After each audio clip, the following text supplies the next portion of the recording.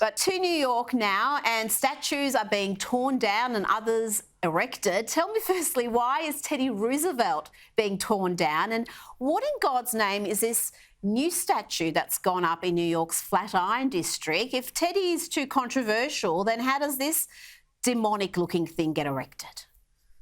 Yeah, if you're a sculptor in modern America, there's quite a lot of career openings for you these days because so many statues have been pulled down from across the country.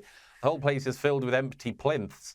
Theodore Roosevelt's, President Theodore Roosevelt's statue was taken down from outside the Natural History Museum in New York. Teddy Roosevelt, among other things, gave America its national parks scheme, but the statue of him was deemed to be outdated and inappropriate because he was sort of being accompanied by a Native American, and therefore this was awful and it had to go. And his great-grandson was among those who voted to remove the statue.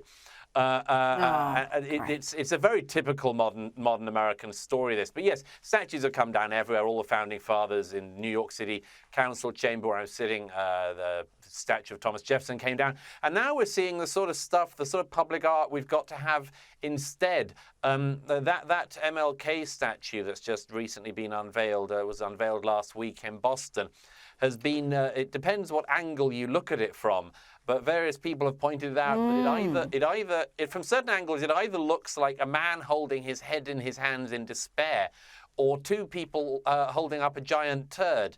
It's a very uninspiring piece of statuary, and everyone has to pretend to like it, of course. So I'm not sure that we're moving forward in terms of public art.